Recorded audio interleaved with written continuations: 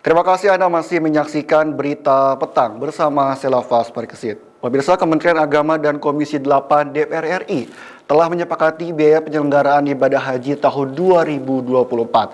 Keputusan tersebut diambil dalam rapat kerja antara Menteri Agama Yakut Khalil Khaumas dan Komisi 8 DPR RI. Calon jemaah dapat mengeluarkan dana haji sesuai dengan kemampuan yang telah dinaikkan. Komisi 8 Pemerintah dan DPR RI telah menyepakati sejumlah hal dalam penyelenggaraan biaya haji. Komisi 8 dan pemerintah menyepakati asumsi dasar BPIH tahun 1445 Hijriah atau 2024 Masehi.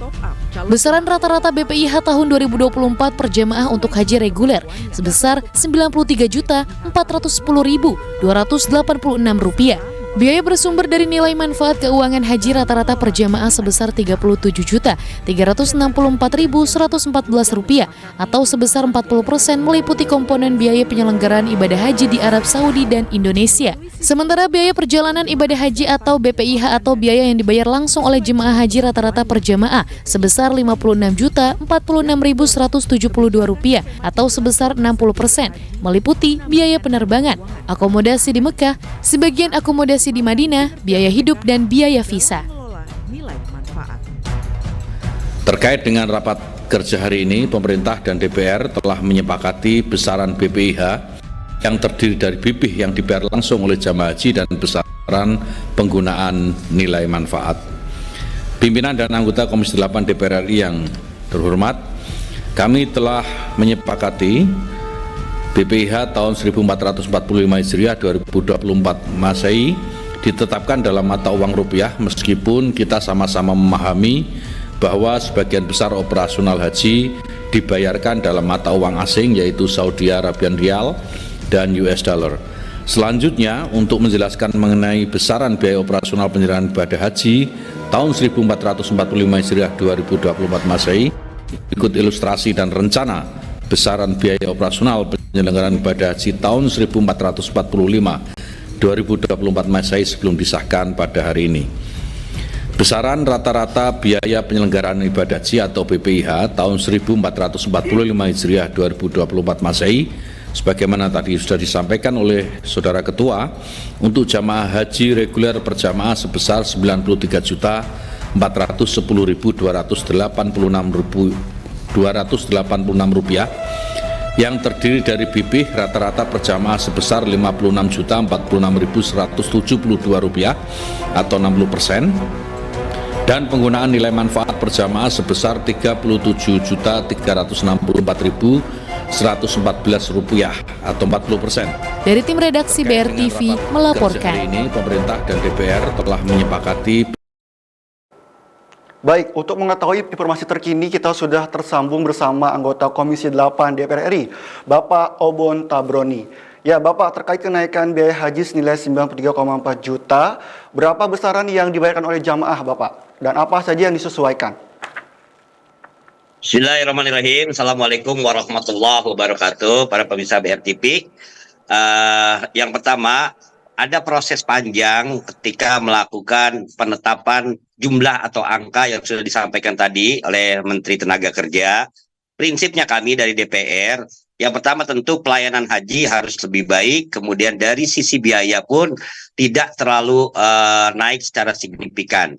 Gambaran saja, awalnya Kementerian Tenaga Kerja menyampaikan berapa asumsi terkait dengan angka-angka yang ada, kemudian dari asumsi-asumsi itu nilainya awal-awal itu sekitar 115 jutaan. Kemudian kita diskusikan, adakah biaya yang bisa dikurangi tentu tanpa mengurangi kualitas, tanpa mengurangi pelayanan. Kemudian diskusi yang sangat panjang, kemudian muncul terakhir angka di kisaran sekitar 93 juta. Ada pertanyaan, Bang Obon, apa sih dasarnya angka 90 juta itu, kemudian kenapa sih jemaah haji harus membayar biaya yang mahal? Jadi angka 93 juta, saya bicara global, tidak bicara nilai koma atau berapa. Yang pertama tentang penerbangan. Penerbangan itu komponen biaya yang paling tinggi di antara komponen yang lain. Nilainya sekitar 33,4 juta. Kenapa angka penerbangan begitu mahal?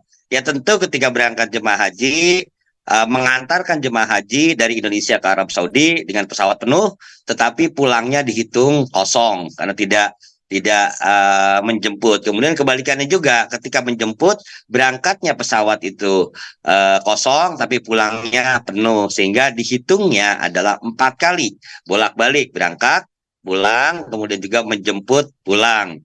Dan catatan juga, pesawat yang digunakan oleh para jemaah haji, Indonesia hanya mendapatkan kuota 50%. Sementara 50%-nya lagi disiapkan oleh pemerintah Saudi Arabia. Sehingga ketika kita lakukan negosiasi, yang kita semua tentu paham ketika bicara tentang jemaah haji, begitu kuat peran pemerintah Saudi Arabia, mereka bisa menentukan banyak hal karena mereka punya otoritas penentuan kuota atau yang lain-lain. Yang kedua, selain biaya penerbangan, biaya yang kedua adalah akomodasi, baik akomodasi di Mekah ataupun di Madinah. Berapa komponen biaya akomodasi? Itu kisaran sekitar 23 juta rupiah untuk para jemaah haji. Kalau di total, penerbangan dan akomodasi saja itu sudah 56 juta. Kemudian ditambah lagi apa? Yang dinamakan dengan biaya masyair. Apa itu biaya masyair? Selama kita di Arafah, Mina, kemudian ada tempat-tempat yang disiapkan oleh pemerintah Saudi Arabia, ya gampangnya kita menyewa kepada mereka tenda-tenda yang ada. Berapa nilainya? Kurang lebih sekitar 17 juta rupiah. Sehingga dari 3 komponen saja itu sudah 73 juta rupiah. Kemudian ditambah apa lagi? Konsumsi. Nilai konsumsi itu sekitar 7 juta. Jadi dari 4 penerbangan, akomodasi, masair, dan konsumsi itu sudah 80 juta rupiah. Ditambah lagi tentu biaya hidup yang dikembalikan kembali kepada pemerintah Saudi Arabia, dikembalikan kepada jemaah haji. Kemudian jangan lupa juga di sana pun disiapkan transportasi dari hotel sampai dengan lokasi terdekat untuk beribadah. Misal dari hotel ke lokasi tempat beribadah itu di Masjid Haramnya, kemudian selama transportasi di Arafah dan yang lain-lain, yang nilainya hampir sekitar 7 juta. Dan biaya-biaya yang lain komponen tentang visa segala macam, kemudian pondokan, jadi total biayanya kurang lebih sekitar 93 juta, 93,94 juta. Pertanyaannya, dari komponen biaya 93,4 juta, berapa yang harus dibayar oleh para jemaah haji kita? Uang yang dikumpulkan oleh jemaah haji kita, yang disetorkan oleh jemaah haji kita dikelola oleh lembaga yang namanya BPKH, Badan Pengelola Keuangan Haji. Nah, Badan Pengelola Keuangan Haji mengelola seluruh uang-uang yang ada. Kemudian uang itu digunakan untuk apa? Diinvestasikan juga pada sektor-sektor yang relatif, ya tentu sektor yang halal, tidak boleh uang jemaah haji itu masuk pada sektor yang tidak jelas. Kemudian juga diberikan juga surat utang negara dan yang lain-lain. Nah, kalau diperbandingkan antara katakan jemaah haji setoran awal di tahun 2013 misal, setoran awalnya di kisaran 10 juta. Sekarang 2023 kurang lebih sekitar 10 tahun. Sisa pengembangan uang yang ada ya paling di kisaran antara 2 sampai 3 juta. Sehingga kalau asumsi jemaah haji membayar misalnya setoran awal 10 atau 15 juta ditambah 3 juta misalnya, atau 15 juta menjadi 18 juta belum setoran yang lain, maka sesungguhnya biaya kewajiban ya. Ya, baik Pak Obon, apakah kenaikan ini akan meningkatkan kualitas pelayanan ataukah mungkin akan percepatan pemberangkatan, Pak Obon? Ya, itu tentang komponen-komponen biaya. Kemudian dari komponen biaya yang ada dikonversikan dengan pelayanan. Persoalan kemarin yang kami temukan, pertama persoalan tentang kesehatan. Kenapa berkaitan dengan kesehatan? Karena kita paham kemarin itu istilahnya haji ramah lansia, karena hampir 30% jumlah jemaah haji kemarin itu lansia. Ya, mereka yang tahun lalu tidak sempat berangkat 2020, kemudian didorong menjadi kemarin berangkat dan hari ini berangkat. Nah, ketika bicara tentang lansia, maka persoalan kesehatan menjadi sangat penting. Nah, ada masih dalam kaitan dengan pelayanan di rumah sakit yang harus diperbaiki, kemudian rawat jalannya, atau fasilitas bagi jemaah haji. Apa itu fasilitas jemaah haji? Kursi rodanya, kemudian ya pelayanan kesehatan yang lain. Kita akan dorong itu menjadi lebih baik. Caranya menjadi lebih baik bagaimana? Ya tentu penambahan tenaga medis yang nanti akan mengawal para jemaah haji kita dari sisi kesehatan. Kemudian juga bukan hanya dari sisi kesehatan juga, banyak jemaah haji kita yang kemarin yang orang Bekasi bilang keder, nggak tahu jalan pulang ke hotel atau segala macam. Nah, terhadap yang demikian juga perlu ditambah juga petugas-petugas yang berada di sekitaran tempat-tempat ibadah untuk memantau jemaah haji kita. Kemudian juga dari sisi makan. Kemudian juga kemarin itu sempat juga muncul persoalan jemputan di Arafah juga ada persoalan dan di beberapa tempat yang lain.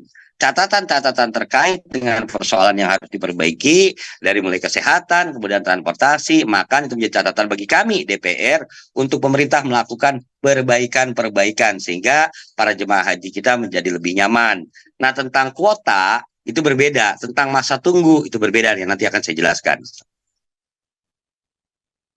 Haji kita akan lanjutkan, nanti saya jeda. Pemirsa tetaplah bersama kami di Berita Petang.